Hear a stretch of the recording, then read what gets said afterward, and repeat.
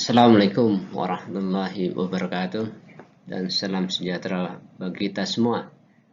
Jumpa lagi kita pada pertemuan keempat dalam mata kuliah ekowisata perairan. Kali ini kita akan membahas topik yang berkaitan dengan bagaimana kita menentukan sumber daya ekowisata itu sesuai, cocok, dan dapat dikembangkan untuk ekowisata perairan, sehingga kita menggunakan satu tools yang disebut dengan analisis kesesuaian sumber daya ekowisata. Baik, sebelum kita melakukan analisis kesesuaian, ada baiknya juga kita melihat model pariwisata secara umum ya. Pada perkuliahan sebelumnya kita sudah membahas konsep ya, yang berbeda antara model pariwisata dengan pendekatan mass tourism dan pendekatan ekowisata atau ekoturism. Kalau Anda bisa lihat di sebelah kiri itu adalah konsep mass tourism yang kalau dilihat dari pendekatan bisnis ini termasuk maju karena jumlah orang banyak, berarti jumlah keuntungan juga akan banyak di sini ya. Yang di bawahnya terlihat beberapa ada modifikasi yang membuat terlihat lebih indah dibandingkan dengan kondisi yang aslinya ya. Nah, konsep image tourism dengan pendekatan yang digunakan tidak menggunakan basis yang kuat terhadap sumber daya alam alami ya. Artinya kita melihat di sebelah kiri ini orang yang terlalu padat itu akan menghambat proses penikmatan terhadap sumber daya alam.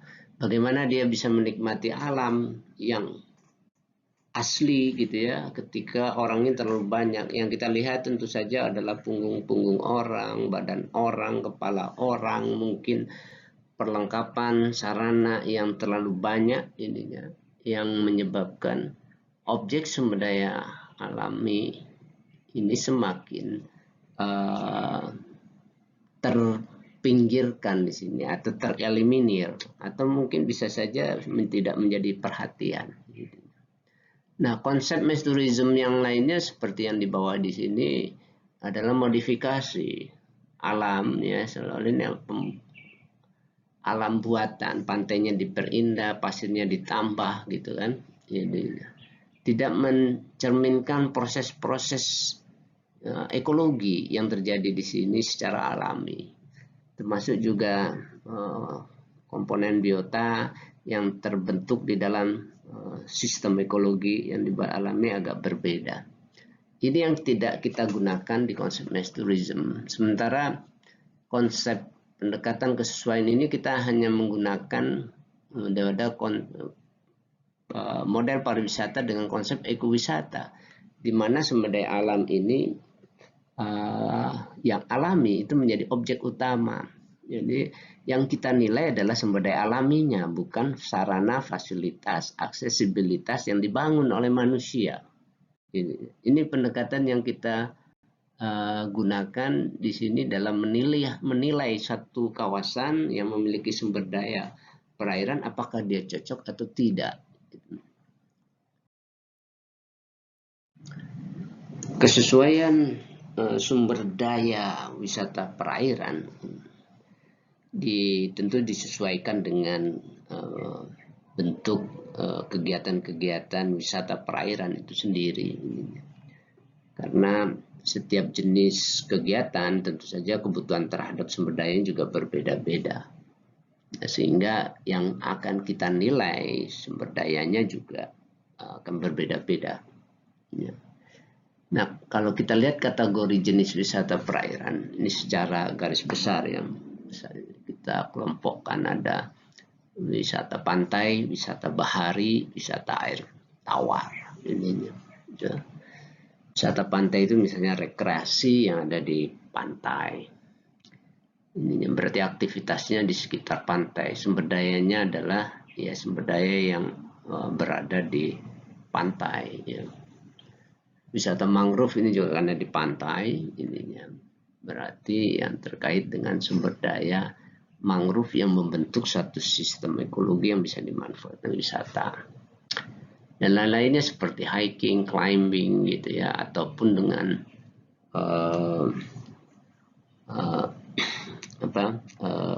camping di daerah pantai, itu juga aktivitas yang tentu saja memiliki karakter kebutuhan sumber daya tertentu. Wisata bahari di sini ada wisata selam, wisata snorkeling, lamun ya, dan beberapa wisata bahari olahraga, sport ya, seperti fishing, bisa juga selancar gitu ya, ski gitu ya, atau rekreasi misalnya terkait dengan berperahu ya, journey perjalanan di laut dengan menggunakan kapal, itu juga masuk kategori wisata bahari. Nah, masing-masing tentu saja kayak seperti wisata selam berarti terkait dengan komoditi sumber daya selam, yaitu bawah laut, terumbu karang, sama dengan halnya dengan snorkeling. Kalau wisata lamun berarti karakteristik sumber daya lamun. Ya. Begitu juga dengan kalau spot fishing berarti terkait dengan sumber daya mancingnya, berarti jenis ikan-ikan mancing. Selancar berarti terkait dengan gelombang, ombak. Ya. Wisata air tawar ini ada kita kategori 3 kategori. Wisata danau berarti karakteristik danau, sungai, dan juga wisata air terjun. Nah, nanti kita akan bahas masing-masing dari jenis wisata perairan ini ya, indikator-indikator kesesuaian atau parameter kesesuaian yang bisa kita kembangkan.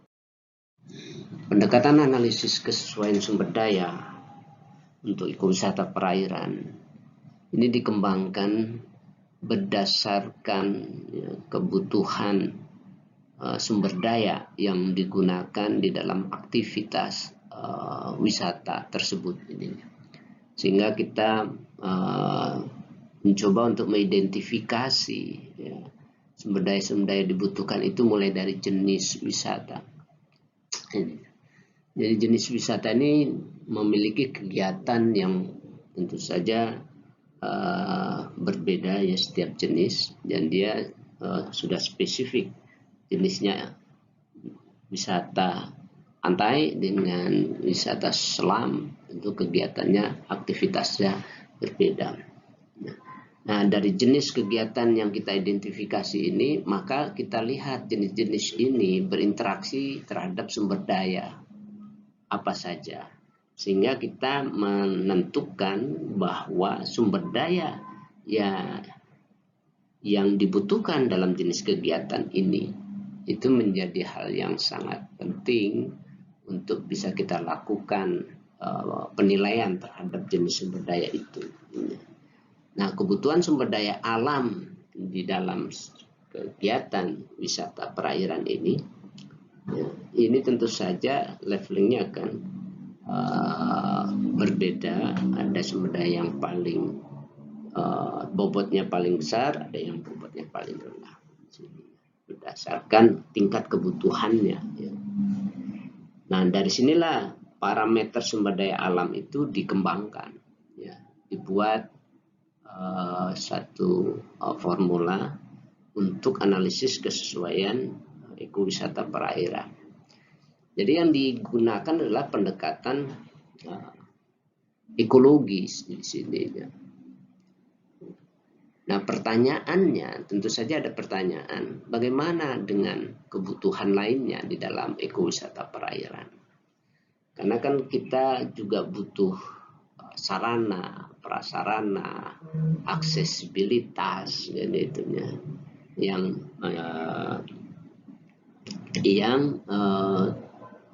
tentu saja harus diadakan di dalam kawasan ini agar aktivitas ekowisata perairan itu juga berjalan dengan baik. Nah, di sini letaknya ya pemahaman yang harus kita lakukan, ya, bahwa bedakan antara kesesuaian sumber daya alam sebagai modal objek ekowisata perairan. Karena filosofi dari ekowisata perairan adalah memanfaatkan sumber daya alam alami sebagai objek utama. Jadi kita menganalisis modal dasarnya dulu. Kesesuaian kawasan ini berdasarkan modal dasar adalah sumber daya alam. Kalau sarana prasarana aksesibilitas itu adalah salah satu perangkat ya, yang dibutuhkan untuk pengembangan manajemen. Jadi kalau sumber dayanya sudah bagus, baru aksesibilitas sarana itu dibangun. Karena dibuat oleh manusia, sementara sumber daya alam ini tidak dibuat oleh manusia. Meskipun manusia bisa membentuk, memodifikasi alam, bahkan membentuk alam buatan, ya, menanam mangrove, mentransplantasi karang, ya, pada daerah yang tidak ada karangnya, misalnya seperti itu. Nah, sistem yang dibentuk ini bukan alami, ya tidak akan sama persis yang terjadi di alam. Sehingga itu tidak masuk kategori yang menjadi potensi alami. Nah, hal-hal yang dibuat oleh manusia tidak masuk kategori yang kita nilai, karena itu bisa diadakan. Konsepnya seperti itu. Nah, apabila kita pertimbangan lain ya ini adalah apabila parameter ini penunjang ya sarana fasilitas tadi dimasukkan ke dalam analisis kesesuaian sebenarnya akan menimbulkan penilaian yang bias ya, karena dia akan mempengaruhi nilai kesesuaian sumber daya. Contohnya ketika jalannya bagus ya, ada transportasi boat, speedboat tersedia, resortnya juga bagus, ininya sumber dayanya kurang bagus. Tapi ketika ini masuk dalam kriteria penilaian, ya sarananya bagus, akhirnya termasuk tinggi juga kesesuaiannya. Nah, ini yang kita tidak inginkan di situ. Nah, sehingga kita harus memilahnya kesesuaian sumber daya alam dan kesesuaian manajemen. Bisa juga kita kembangkan nanti adalah kesesuaian manajemen yang diperlukan, termasuk SDM-nya, sistem administrasinya, sarana, fasilitas dan sebagainya. Itu silakan saja nanti dikembangkan. Tetapi itu analisis kesesuaiannya berbeda. Nah, itulah yang dimaksud dengan analisis kesesuaian sumber daya ekowisata perairan. Kesesuaian sumber daya wisata bisa kita lakukan ya, dengan menghitung ya, penilaian terhadap sumber daya wisata alam yang dibutuhkan dari setiap kegiatan di wisata, setiap jenis wisata. Nah, untuk memudahkan perhitungan tersebut, maka dibuatlah satu formula yang disebut dengan Indeks Kesesuaian Wisata atau IKW. Nah, IKW ini yang merupakan formula yang menghitung ya skor daripada sumber daya yang dibutuhkan dari setiap kegiatan wisata atau yang menjadi objek wisata. Ya, dikalikan dengan bobot dari parameter sumber daya tersebut. Jadi kalau kita lihat dari setiap kegiatan wisata perairan itu ada beberapa parameter atau objek yang diperlukan atau dinikmati. Nah, di antara sekian beberapa objek itu mana yang paling utama? Yang paling utama itulah yang disebut dengan skornya yang bobotnya paling tinggi. Nah, bobot itu ya dari seluruh parameter yang dibutuhkan dalam penilaian, maka jumlahnya 1 ininya. Maka kita bagi. Ya. Kalau ada 10 berarti dari 1 itu pasti dibagi 10. Kalau ada 5 berarti dari 1 itu dibagi 5. Ya. Di mana bobot yang paling dibutuhkan, parameter yang paling dibutuhkan bobotnya paling tinggi. Sementara skor adalah penilaian kualitas sumber daya yang dibutuhkan terhadap ekowisata perairan.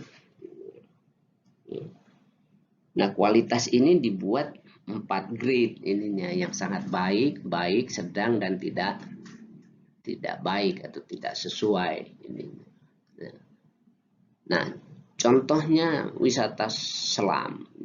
Wisata selam, apa yang kita lakukan di dalam aktivitas wisata selam? Menyelam di bawah laut, menikmati bawah laut. Apa yang dinikmati bawah laut? Tentu saja adalah terumbu karang, bukan pasir. Orang tidak ada menyelam di pasir untuk wisata di bawah laut dengan pasir saja, tapi terumbu karang.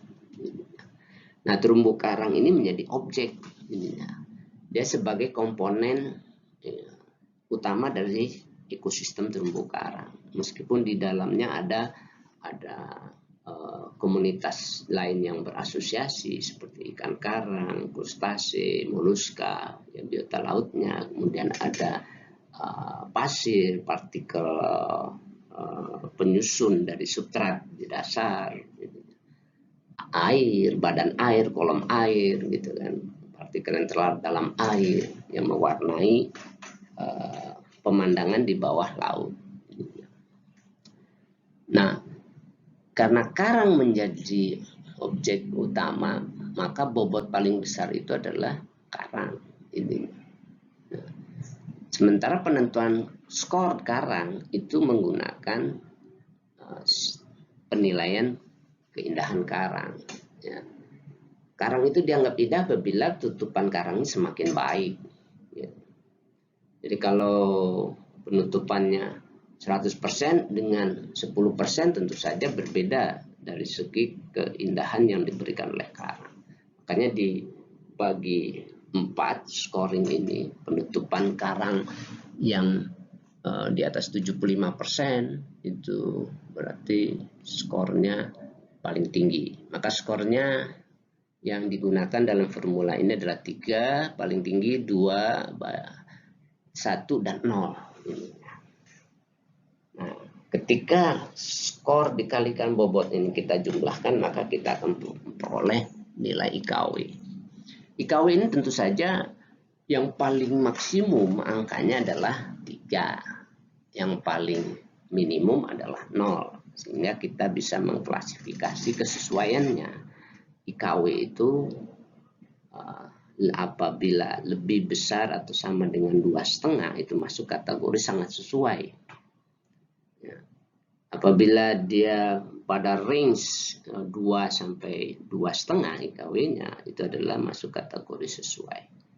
Dan seterusnya.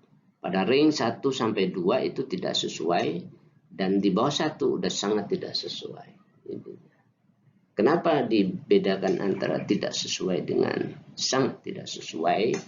Karena tidak sesuai umumnya terjadi apabila sumber daya itu mengalami kerusakan. Ya, contohnya karangnya penutupannya ini 40%. Ini tidak sesuai, ini 30% tidak sesuai.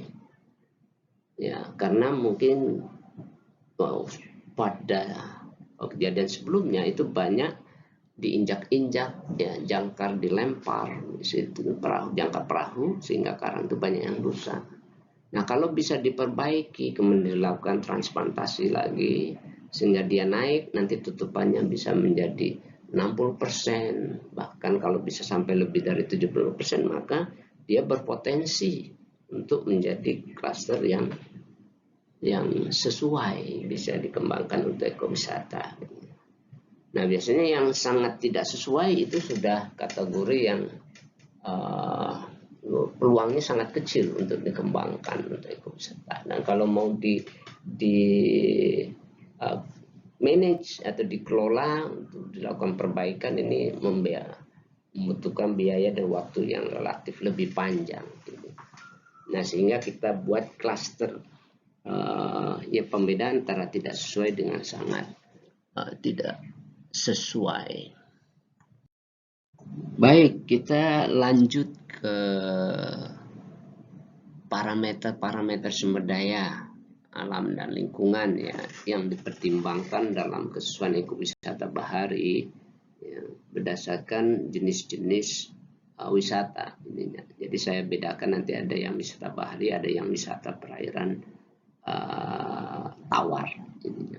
Nah, untuk yang bahari itu laut ininya, ada beberapa parameter yang digunakan untuk kesesuaian berdasarkan jenis kegiatan yang ada. Ya, jadi yang sebelah kanan ini adalah jenis wisata, misalnya rekreasi pantai, RP ini, wisata mangrove, ya, ski air, ya, atau jet ski, ini selancar, ini wisata selam, ya, kemudian wisata snorkeling, dan wisata lamun. Ini masuk kategori yang di sekitar laut. Nah, kalau kita lihat parameter-parameter yang diperlukan, memang ada yang sama, ada yang tidak bersama. Nah, untuk parameter wisata pantai atau rekreasi pantai, memang pasir putih menjadi andalan. Ya, meskipun tidak tertutup kemungkinan pasir hitam, pantai berbatu pun juga bisa jadi objek, tetapi tidak umum. Jadi yang paling umum adalah pasir. Ya. Substrat dasar ini adalah substrat dasar di perairannya. Ya. Sangat menentukan karena kita aktivitas di pantai itu sampai menyentuh air laut yang sangat dangkal ya. Ini sambil bermain air dan mungkin berenang juga. Kemudian kecerahan air laut ini penting ya. Kalau airnya cerah, ini artinya bening, tentu saja enak dipandang. Kalau dia keruh ya kurang indah. Makanya dipertimbangkan kejernihan air laut atau kecerahan. Ke dalam air laut ini karena aktivitas di rekreasi pantai itu memang masih di daerah pantai di tempat perairan yang dangkal ya, di mana air pecahan ombak itu terjadi, itu menjadi pertimbangan. Nah, untuk pantai-pantai selatan seperti di Jawa ini itu kan curam ininya, sehingga ke dalamnya langsung dalam itu umumnya tidak terlalu nyaman atau tidak layak untuk dikembangkan wisata pantai, dan itu cukup berbahaya. Risikonya juga tinggi, orang juga tidak bisa dengan leluasa untuk bermain air dan berenang. Kecepatan arus menjadi penting ininya, karena ini yang terkait dengan kenyamanan wisatawan dalam menjalankan aktivitasnya di pantai. Pasang surut juga dipertimbangkan. Jadi ketika pasang surutnya terlalu tinggi dan tiba-tiba bisa membahayakan, ini juga menurunkan nilai kesesuaiannya. Lebar pantai ininya ya, pasirnya itu semakin lebar ya semakin sesuai untuk dikembangkan wisata pantai. Kemiringan juga demikian, karena ini ada kebutuhan. Ini wisatawan umumnya menginginkan kemiringannya landai, tidak terlalu curam, sehingga aktivitas pun juga lebih nyaman. Dan yang berikutnya itu vegetasi pantai, karena aktivitasnya di pantai berarti vegetasi menjadi penentu juga pantai itu indah, rindang, dan sejuk juga untuk beraktivitas di sana. Ini menjadi parameter yang dinilai. Kemudian biota lainnya, yaitu apakah itu ada kepiting, ada moluska, keong, atau ikan, ya, udang yang bisa diamati di sekitar pantai ininya, itu akan menjadi nilai tambah dari kesesuaian. Nah, karena aktivitas di pantai, di darat ini,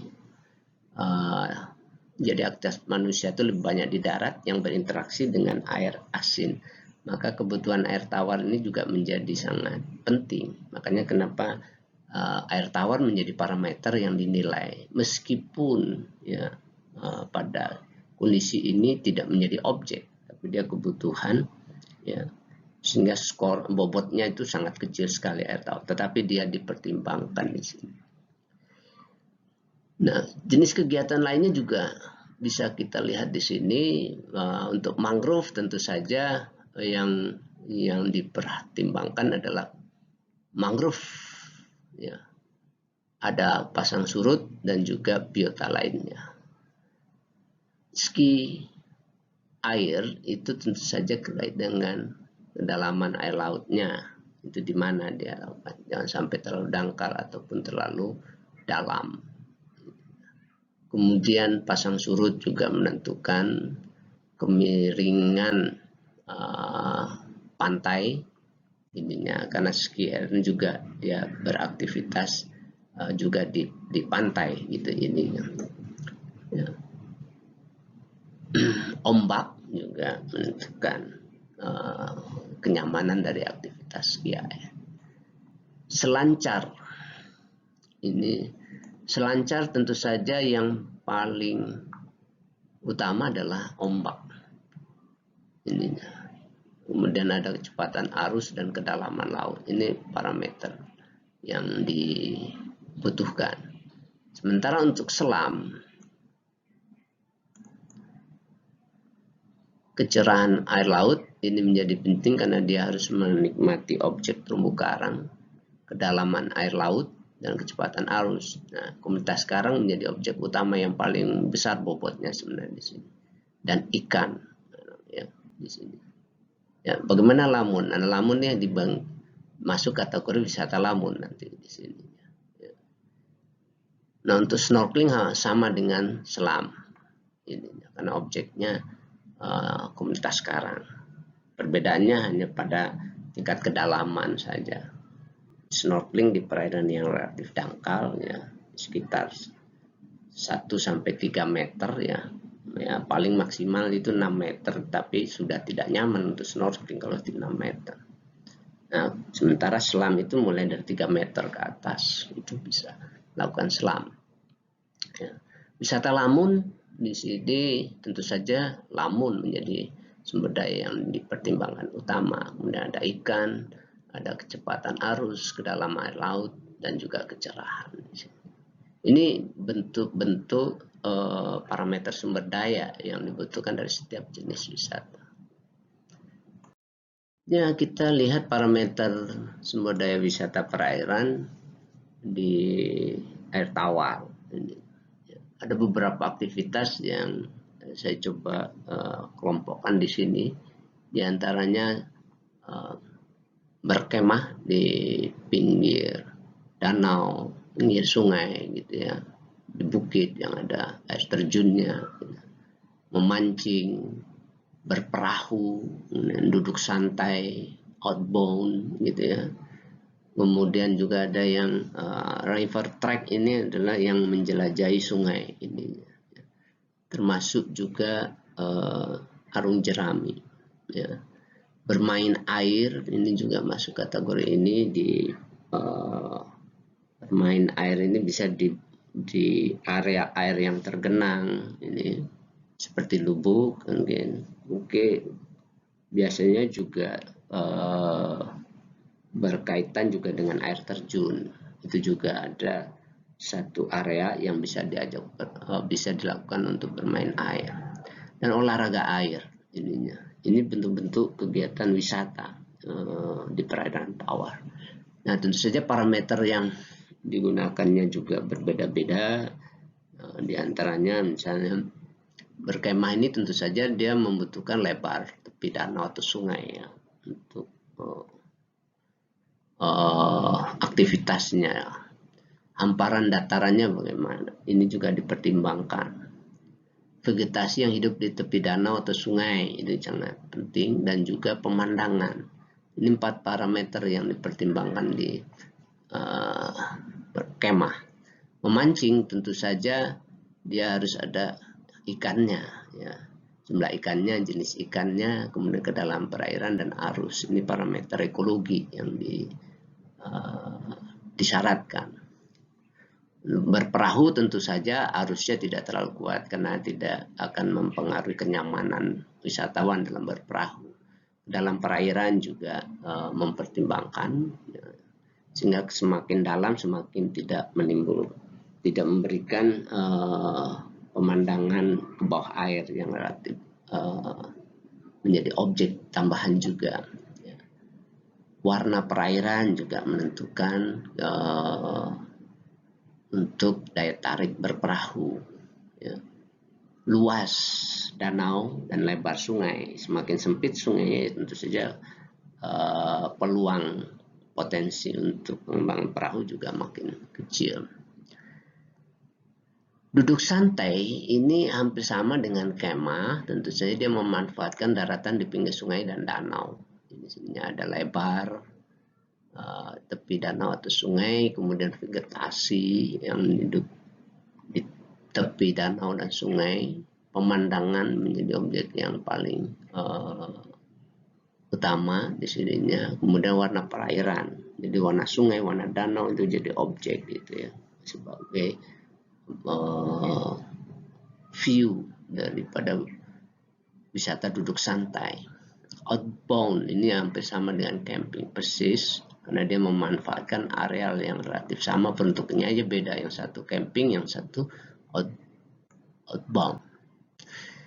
Untuk river trek ini atau penjelajah sungai ini terkait dengan parameter fisik perairan, ya. Di antaranya sungai, ini kecepatan arus dan kedalaman, ya, lebar sungai gitu ya, atau kalau ininya nyaman atau tidak untuk dilakukan wisata trek ininya.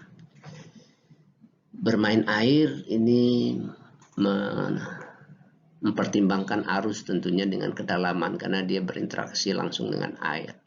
Bau juga demikian, ya, dan warna perairan ini menjadi parameter utama. Kemudian juga ada biota berbahaya atau tidak, karena dia berinteraksi langsung dengan air dan diharapkan tidak ada biota berbahaya yang bisa membahayakan wisatawan. Dan kualitas airnya relatif baik ininya, ya. Karena kalau kualitas airnya itu tidak baik bisa membahayakan wisatawan, bisa juga berpotensi menimbulkan penyakit. Olahraga air itu karena dia juga berinteraksi dengan air, bau dan warna perairan dipertimbangkan, ya. Lebar danau, luas danau dan lebar sungai itu dipertimbangkan.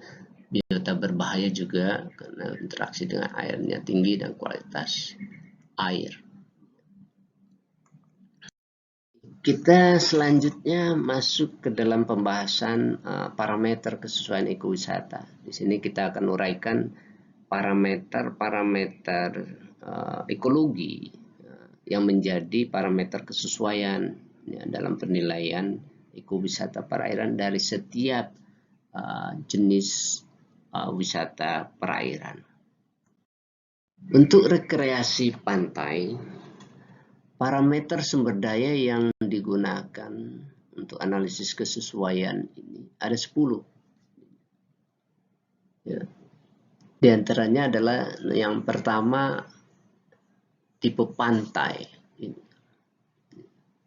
Tipe pantai ini memiliki bobot yang paling besar, ya, bersama dengan lebar pantai.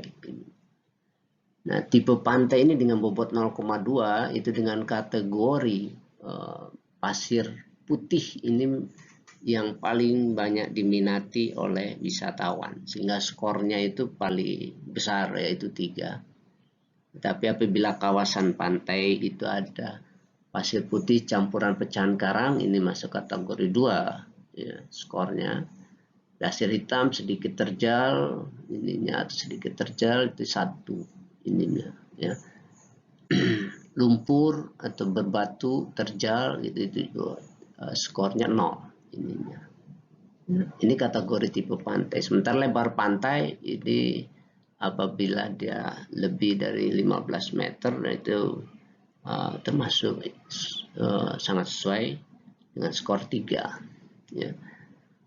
10 sampai 15 meter itu skornya 2 dan seterusnya ya. 3 sampai kurang dari 10 itu 1 dan kurang dari 3 tidak direkomended untuk wisata pantai karena terlalu sempit ini ya.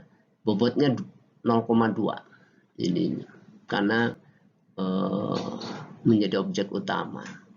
Parameter yang ketiga, material dasar perairan.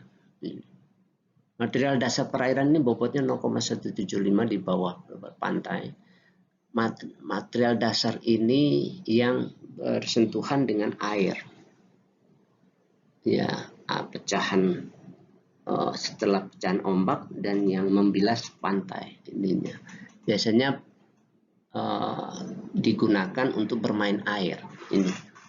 Jadi ada pasir, ada karang berpasir, ada pasir berlumpur, lumpur berpasir. Nah ini kategori yang berdasarkan tipologi ini skornya itu mulai dari 3, 2, 1, dan 0.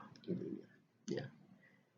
Nah selanjutnya nomor 4 ini kedalaman perairan. Karena aktivitas rekreasi pantai itu juga ada yang bermain air dan berenang. Maka pantai yang terlalu dalam, curam itu tidak sesuai untuk bermain.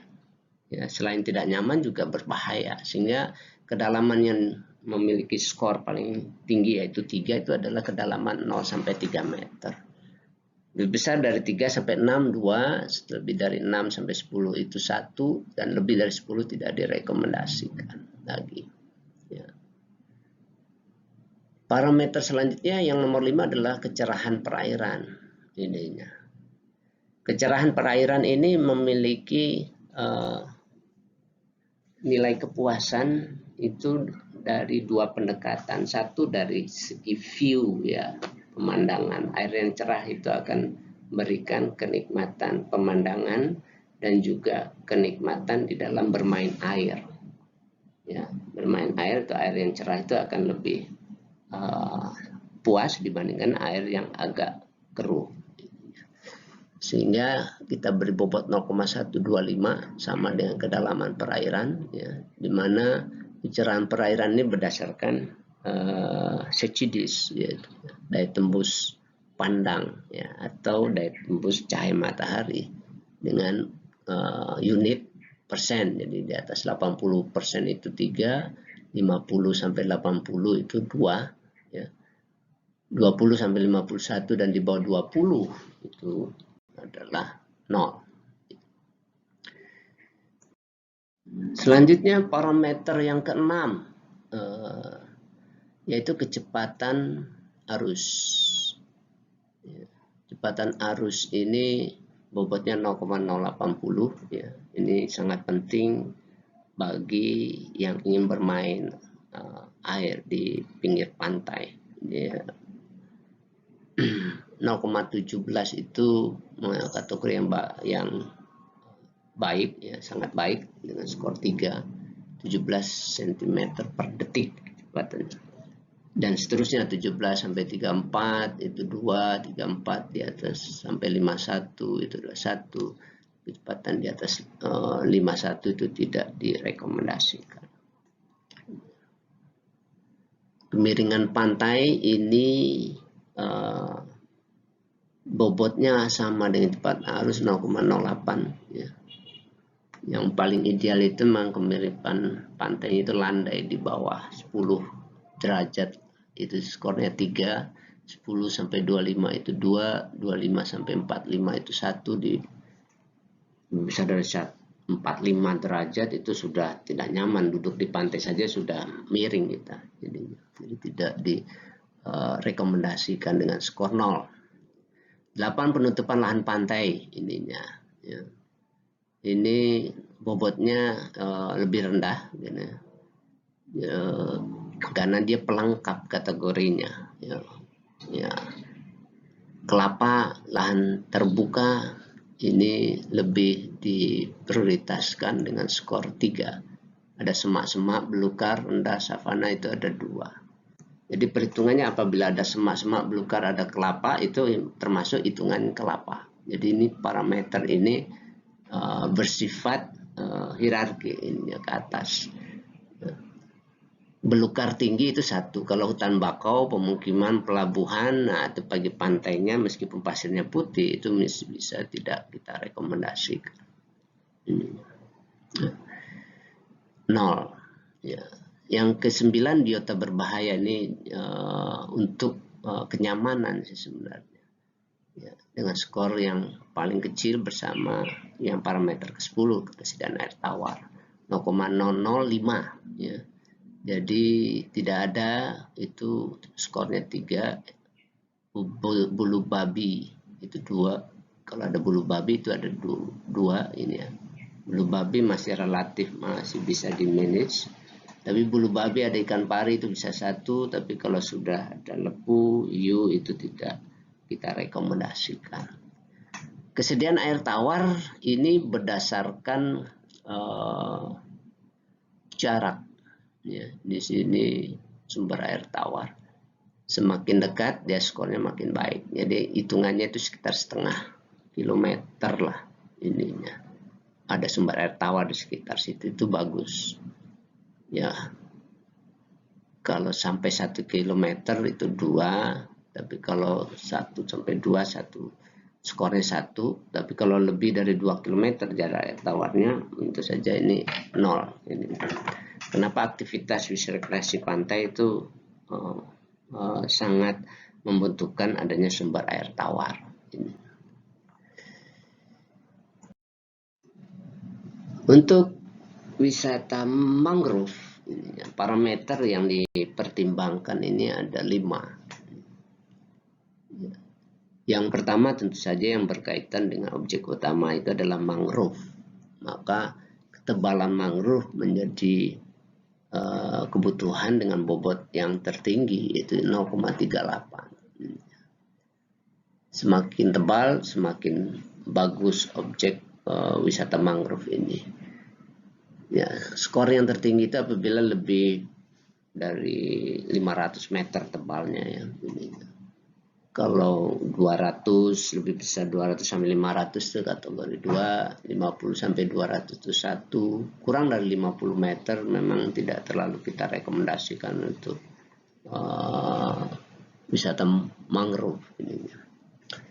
Selain ketebalan juga kerapatan. Nah, di sini uniknya kerapatan mangrove pada skor yang tertinggi ya, itu justru bukan semakin rapat semakin baik ya. Yang ideal itu antara 15 lebih besar dari 15 sampai 20 pohon di dalam 100 meter persegi. Ya. Nah, kalau lebih dari 20 itu kategori 2 lah ininya. Ya, sama dengan lebih besar dari 10 sampai 15 atau 20. Lebih besar dari 20. Skornya 2. Kenapa mangrove yang sangat rapat itu view-nya juga akan terhalangi. Nah, oleh karena itu dia tidak sangat sesuai tapi masih kategori sesuai ininya bisa kita masukkan kategori itu. Kerapatan 5 sampai 10 ini skornya 1 kurang dari 5 adalah 0. Nah, bobot kerapatan ini cukup penting ya karena terkait dengan mangrove yaitu 0,25. Jenis mangrove juga penting, semakin beragam itunya makin variasi yang bisa jenis mangrove yang bisa kita tawarkan. Ya, bobotnya 0,15. Ya, lebih besar dari 5 jenis itu skornya 3, 3 sampai 5 itu 2, 2 sampai 1 itu 1. Kalau tidak ada jenis mangrove ya 0 ininya. Ya. Pasang surut menentukan kenyamanan sebenarnya dalam beraktivitas. Ya, jangan sampai kita sedang menikmati mangrove air pasang, dan itu bisa menimbulkan ketidaknyamanan dan juga bahaya. Ya, bobotnya 0,12 ini terkait dengan perubahan pasang dan surut itu. Ya, 0 sampai 1 itu yang paling ideal, jadi tidak terlalu banyak perubahan. Ya, lebih besar 1 sampai 2 meter itu 2, lebih besar 2 sampai 5 itu 1, kalau besar dari 5 meter pasang surutnya itu tidak nyaman ininya. Yang kelima ini objek biota. Ya, ini sebagai pendukung sebenarnya dengan bobot 0,1. Ya, semakin beragam tentu saja semakin skornya tinggi. Ya, paling tidak skor yang 3 itu ada beberapa jenis ikan, udang, kepiting, moluska, reptil, dan burung, gitu ya. Kalau salah satunya tidak ada, ya sekitar 4, ikan, udang, kepiting, moluska misalnya, itu masuk kategori 2. Ya, ikan, moluska saja atau 2 saja itu skornya 1. Salah satu biota air yang ada di situ itu tidak direkomendasikan dengan skor 0. Wisata selam, parameter yang digunakan untuk penilaian kesesuaian itu ada 6. Komunitas karang menjadi parameter yang paling penting sehingga bobotnya juga paling tinggi. Yang kita gunakan adalah persentase tutupan komunitas karang. Komunitas karang itu artinya di karang keras, karang lunak, dan organisme yang bersimbiosis dan berasosiasi dengan karang keras, ya, seperti rumput laut, spong, lili laut, moluska seperti kima, ya, giant clam ini memiliki keindahan tersendiri yang sering hidup menancap di karang. Di atas 75% tutupan itu adalah kondisi yang paling ideal dengan skor 3. Di atas 50 sampai 75 itu 2, 25 sampai 50 itu 1. Apabila penutupannya kurang dari 25 adalah 0. Parameter yang kedua dengan bobot ya 0,150 itu kecerahan perairan. Ya. Persentase kecerahan di atas 80%, kondisi yang terbaik untuk aktivitas selam dengan skor 3. 50 sampai 80 skornya 2, 20 sampai hingga kurang dari 50 itu 1, dan kurang dari 20% kecerahan 0. Sementara kedalaman terumbu karang ini menjadi pertimbangan karena penyebaran karang itu bisa sampai 50 meter, tetapi tidak direcommended untuk menyelam sampai 50 meter ini. 6 sampai 15 meter lah itu kondisi yang ideal untuk kita lakukan aktivitas selam sehingga dia skornya 3. Lebih besar dari 15 sampai 20 ini sudah mulai tidak nyaman ini ya. Masih bisa masuk kategori bisa dilakukan pada kalian khusus, dan kedalaman 3 sampai kurang dari 6 meter ini juga kondisi yang nyaman untuk selam ya. Lebih besar dari 20 sampai 30 itu 1, lebih besar dari 30 atau kurang dari 3 meter itu 0 ya. Kita tidak rekomendasikan kedalaman karang di bawah 3 meter ini untuk selam, tetapi kita prioritaskan untuk snorkeling. Jenis life form itu adalah bentuk-bentuk pertumbuhan karang ya, yang merupakan juga objek keindahan karang ya. Tidak spesies kita gunakan di sini tapi life form. Bobotnya 0,135. lebih besar 12 life form itu semakin baik dengan skor 3. Kurang dari 7 sampai 12 life form itu 2, 4 sampai 7 life form itu 1, kurang dari 4 not ininya.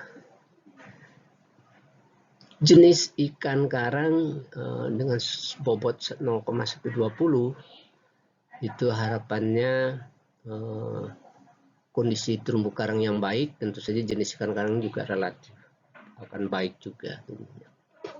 Ya, lebih besar dari 100 spesies itu kondisi yang maksimal dari nilai untuk kesusahan wisata dengan skor 3, 50 sampai 100 itu 2, 20 sampai kurang dari 50 itu 1, kurang dari 20 spesies itu 0. Ya. Dan yang terakhir parameter yang dipertimbangkan adalah kecepatan arus ini untuk variabel kenyamanan untuk menyelam ini 0,070 ya, bobotnya. 0,0 sampai 15 itu kondisi yang ideal untuk menyelam cm per detik ya, kecepatan arus itu skornya 3. Lebih besar dari 15 sampai 30 itu 2. Lebih cepat lagi arusnya, lebih besar dari 30 sampai 50 itu sudah cepat sekali. Ini tidak baik untuk selam. Itu skor 1, apalagi kalau di atas 50 itu sudah tidak recommended untuk dilakukan penyelaman. Kita lanjutkan dengan kegiatan wisata snorkeling ya. Jadi parameter sumber daya yang digunakan untuk menilai kesesuaiannya relatif sama dengan kegiatan wisata selam ya, karena objeknya juga sama, yaitu terumbu karang. Cuma perbedaannya hanya di kedalaman dan jenis peralatan yang digunakan. Yang satu scuba, yang satu hanya pakai masker dan fin, jadi tidak menggunakan tabung. Kedalamannya juga terbatas, sehingga ada tambahan parameternya dari wisata selam, yaitu hamparan terumbu karang luas. Karena relatif sangat dangkal, jadi luasan hamparan flat karang dangkal itu menjadi kategori kesesuaian, sehingga jumlah parameternya 7, kalau selam 6. Untuk parameter karang ini sama, kualifikasinya juga sama ya, dengan bobotnya masih juga terbesar ya. Saya tidak mengulangi lagi.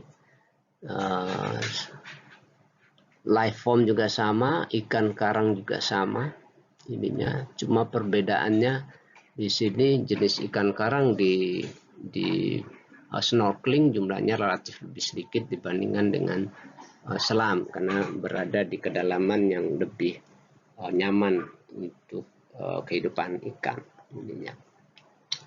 Ya, kalau di selam itu hingga 100 untuk kategori sesuai, kalau snorkeling ini 50 saja. Kecerdasan perairan juga perbedaannya hanya di angka 100 dan 80. Kalau selam itu 80% sudah maksimal karena lebih dalam, sementara pengamatannya kan harus menyelam, sehingga kecerahan 80% pun tidak masalah, karena ketika penyelam itu turun ke bawah itu objek yang dilihat juga masih clear, masih jelas. Nah, sementara snorkeling ini pengamatannya dari permukaan air laut, jadi tidak ke bawah, jadi sehingga harus dari atas itu 100% ke objek di dasar laut.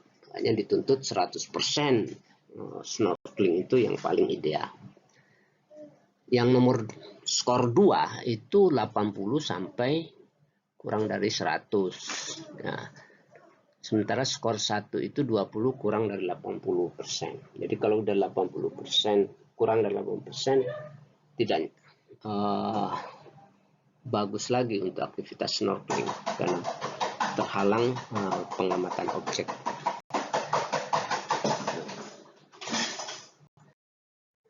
Parameter yang kelima ini kedalaman terumbu karang Perbedaannya di kedalaman 1 sampai 3 ini yang paling ideal ya untuk snorkeling. Meskipun snorkeling bisa dilakukan sampai 6 meter. Oleh karena itu kenapa sampai 6 meter ini masih kategori skor yang sesuai 2. Nah, selebihnya lebih besar dari 10,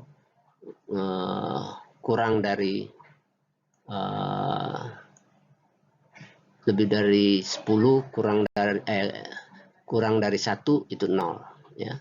Kalau lebih besar sampai 6 sampai 10 itu 1 ini. Kecepatan arus relatif sama ya. Nah, satu parameter tambahan di snorkeling ini adalah lebar hamparan datar karang. Jadi ini kalau diukur dari garis pantai ke arah tubir biasanya.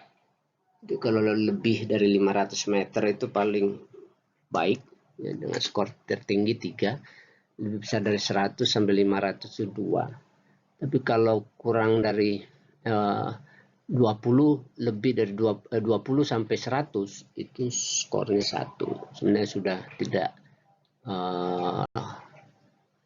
ideal ya. Kurang dari 20 itu tidak direkomend lagi. Untuk kegiatan wisata lamun ada 7 parameter sumber daya yang digunakan untuk menilai kesesuaian ekowisata ya.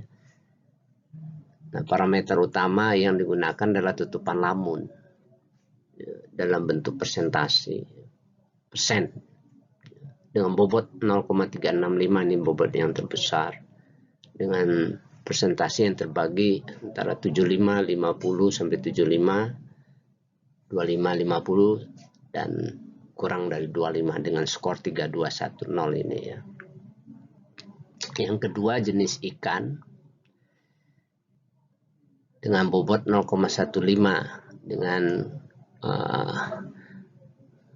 klasifikasi skor itu lebih besar dari 10,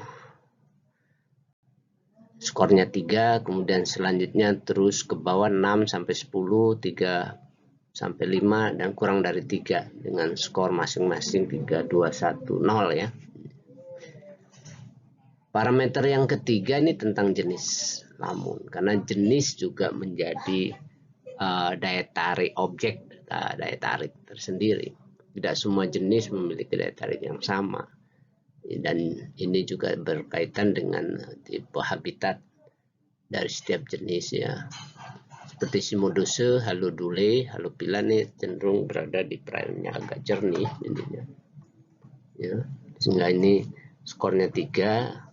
Kemudian Syringodium, Thalassodendron itu ke arah tubir karang itu 2. Thalassia 1 dan Enhalus yang relatif substratnya agak keruh itu 0. Yang keempat kecerahan perairan ya, 0,12 bobotnya ya, dengan klasifikasi kecerahan hampir sama dengan kecerahan perairan lainnya untuk pantai ya, 75, 50 sampai 75, 25 sampai 50, kurang dari 25 ya, dengan kualifikasi 321. Parameter kelima adalah jenis substrat ya, dengan bobot 0,1 ya. Kategorinya untuk skor 3 itu pasir berkarang, pasir 2, pasir berlumpur itu 1 dan berlumpur 0. Sementara parameter yang keenam ini kecepatan arus, bobotnya lebih rendah sedikit 0,070. Kategorinya sama dengan kecepatan arus untuk wisata selam dan snorkeling ya. Karena ini sama perlakuannya terhadap manusia. Yang terakhir adalah kedalaman lamun ininya, di mana yang paling ideal itu antara 1 sampai 3 meter ini dengan skor yang tertinggi, dan yang terendah apabila kurang dari 1 meter atau lebih besar dari lebih dalam daripada 10 meter. Untuk kegiatan wisata pancing ada 3 parameter yang digunakan ini. Tentu saja yang paling penting adalah kelimpahan ikan, ya, dengan bobot 0,6, ya, di mana pada kelimpahan 200 meter persegi area itu jumlah ikannya lebih besar dari 10, itu masuk kategori yang terbaik 3, sehingga mudah bisa dipancing. 5 sampai 10 itu 2 sampai kurang dari 5 1, dan kurang dari 2 itu adalah 0. Kemudian jenis ikan, ya, yang bisa dipancing ini nanti ada yang skor 3 itu lebih atau sama dengan 4, ya, dan yang paling kecil itu 1 jenis, ya. Yang ketiga adalah kedalaman, dengan bobot yang paling kecil 0,1, dengan kisaran kategori itu 1 hingga lebih kecil dari 3, itu skornya 3.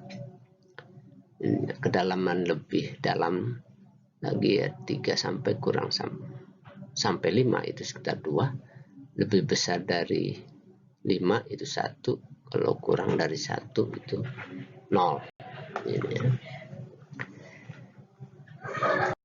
Kita teruskan dengan wisata selancar dengan 5 parameter, ya. Di sini kita lihat tinggi gelombang dan panjang gelombang itu bobot yang terbesar ini, ya.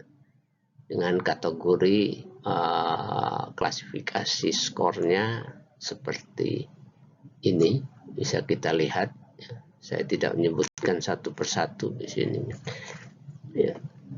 Kemudian jenis pecah gelombang itu pada bobot 0,2, ya. Ini adalah bentuk-bentuk gelombang, pecahan gelombang, ya, plunging dan spilling, ya, spilling, surging, collapsing. Ini jenis-jenis yang sesuai dengan kebutuhan selancar, ya. Yang keempat, material dasar perairan. Ini pasir berkarang, tentu saja yang idealnya pasir. Kalau pasir berkarang ya masih sesuai gitu, ya, biasanya kombinasi dengan terumbu karang, tetapi ya agak lebih dalam. Kemudian kalau berkarang itu 1 dan lumpur 0. Ini. Kedalaman perairan ini parameter yang kelima, ini sekitar 0,15, ya, dimana kedalaman sebaiknya memang lebih dalam, ya, lebih dari 5 meter ininya, yang terbaik. Yang paling buruk kurang dari 1,5 meter. Kita lanjutkan dengan wisata di perairan tawar itu. Kita mulai dengan perairan danau, ya, wisata perairan danau. Ini ada 6 parameter untuk berperahu. Ini, jadi kategori berperahu ini. Di sini ada 6 parameter, yaitu penutupan tanaman air yang menjadi bobot terbesar.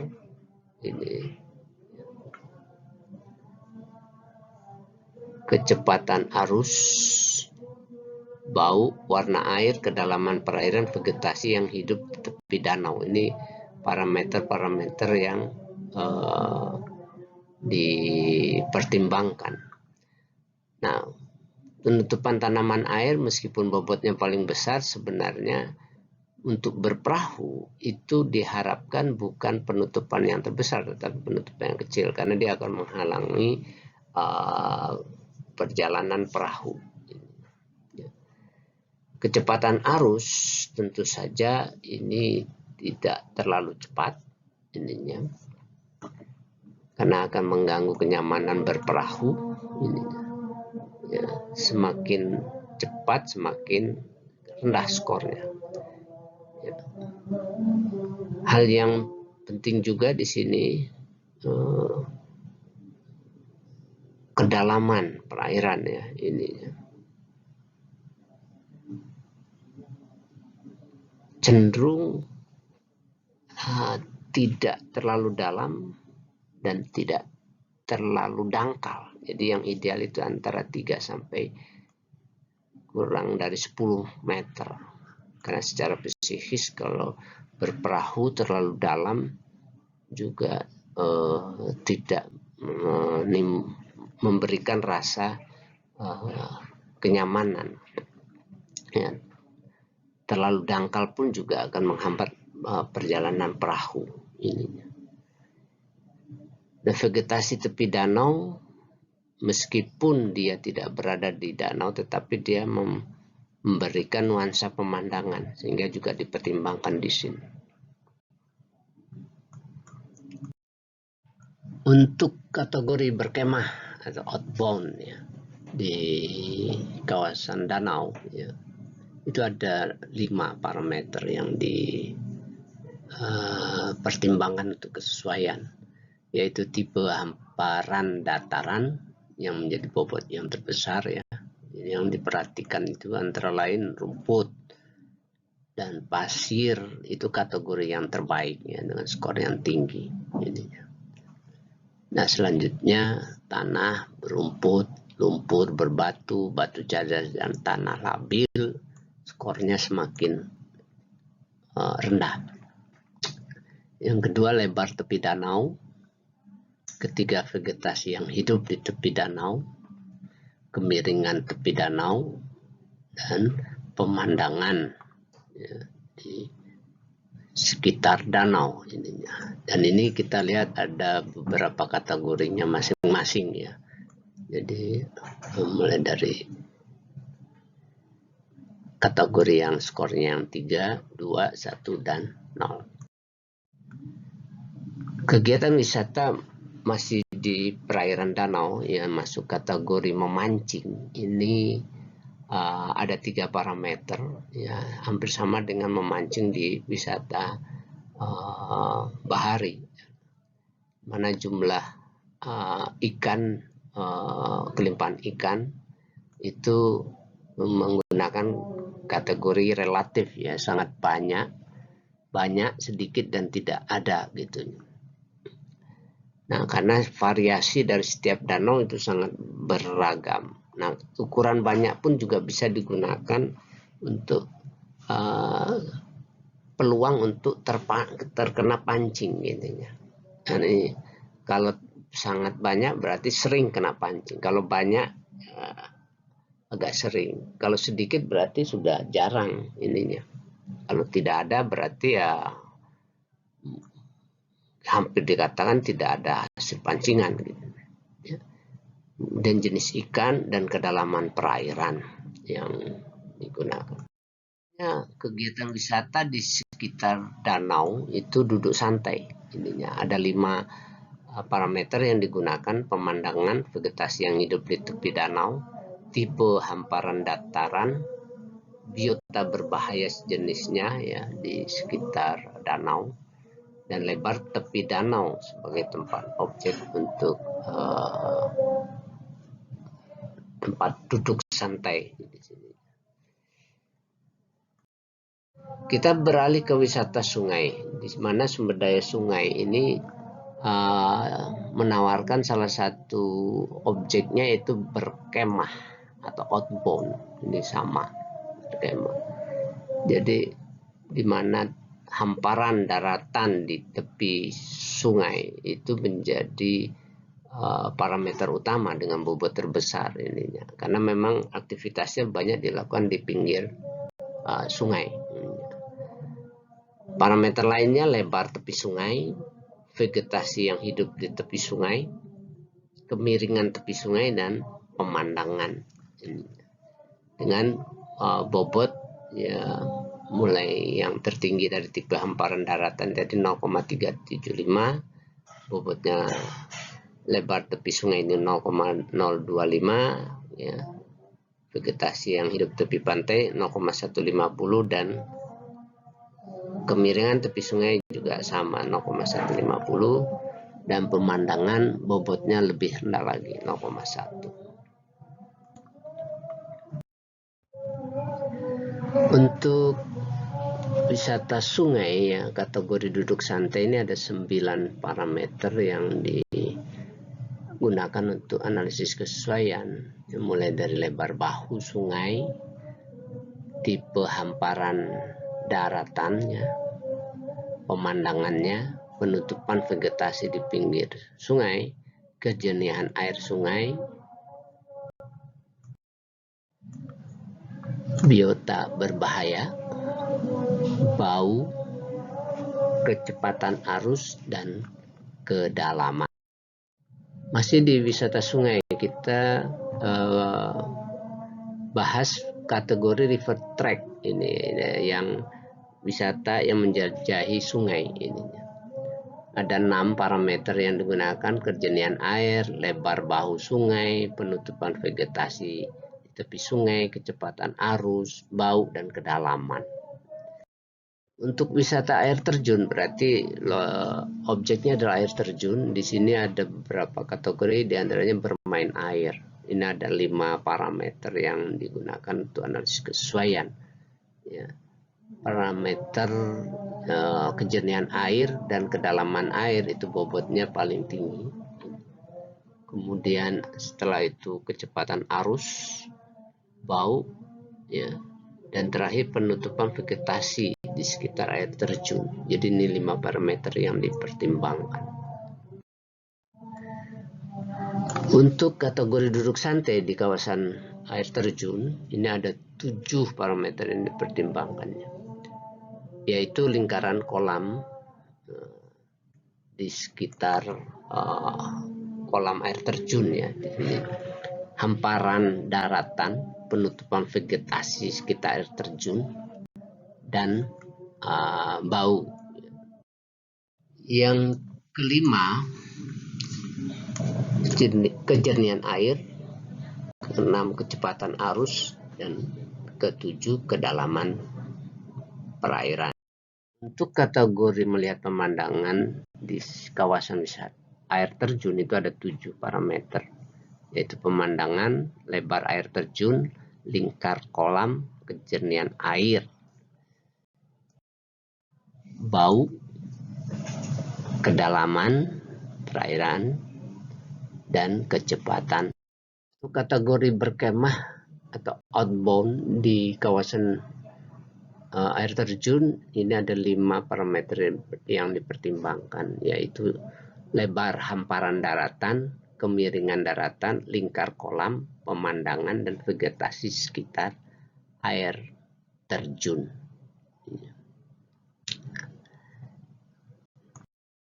Kita sekarang latihan untuk menghitung indeks kesesuaian wisata.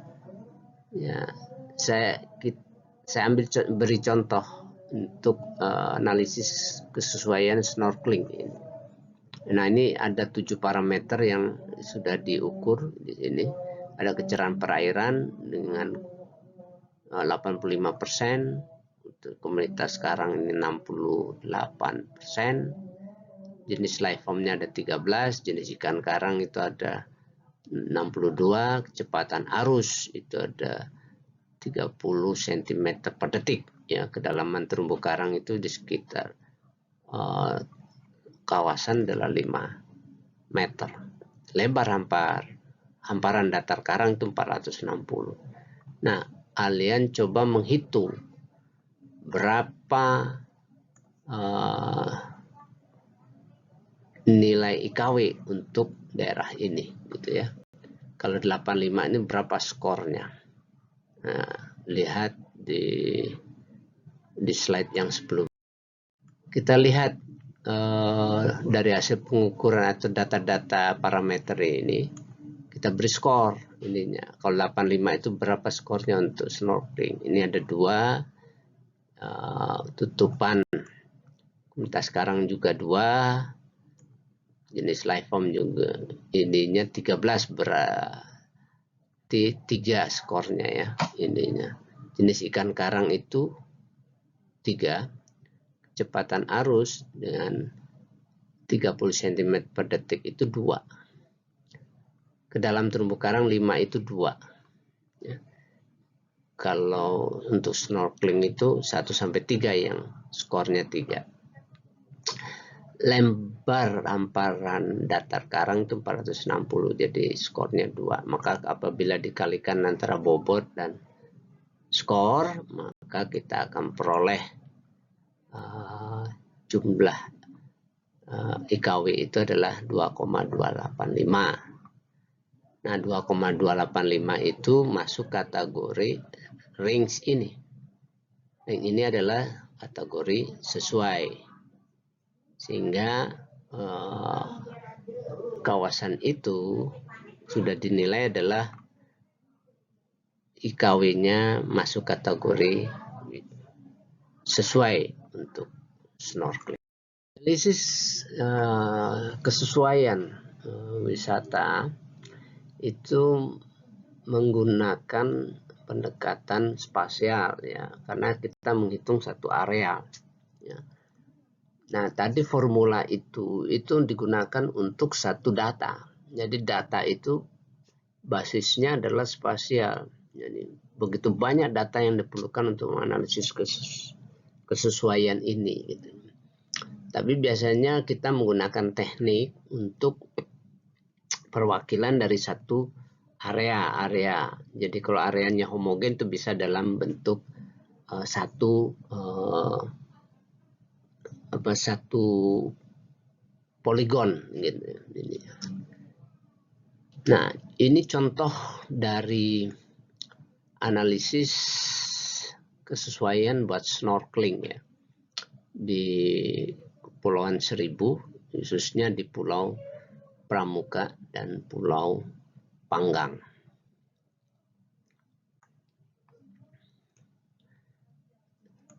Hasilnya terlihat seperti ini. Jadi yang sangat sesuai itu warnanya coklat tua, jadi sekitar di utara ini.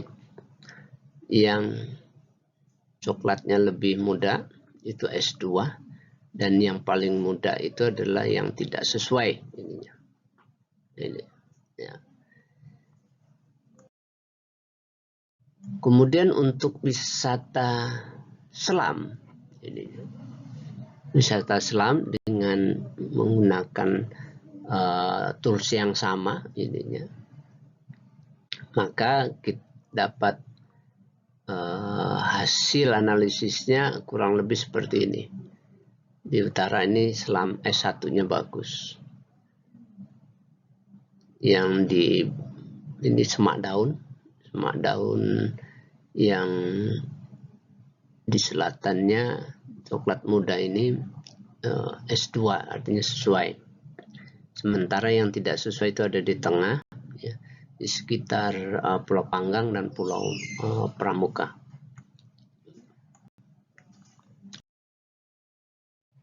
Nah, setelah di overlay di antara wisata snorkeling dan selam, maka akan terpetakan secara terpisah mana areal yang diperuntukkan untuk selam dan mana yang untuk snorkeling. Karena tidak mungkin satu areal dilakukan bersamaan snorkeling dan selam.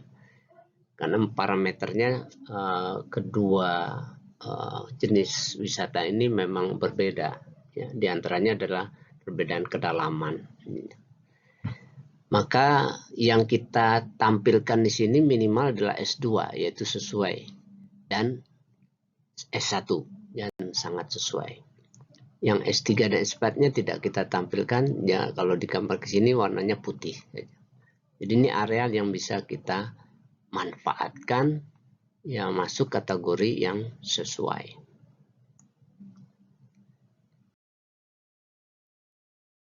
Demikian pembahasan kesesuaian sumber daya ekowisata perairan. Mudah-mudahan pembahasan ini dapat kalian pahami. karena ini sangat penting. Dan minggu depan kita akan membahas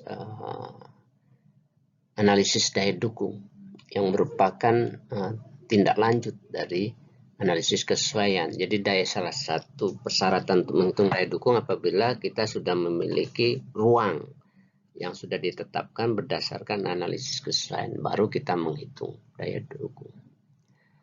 Baik, sampai jumpa lagi minggu depan. Assalamualaikum warahmatullahi wabarakatuh. Selamat sore.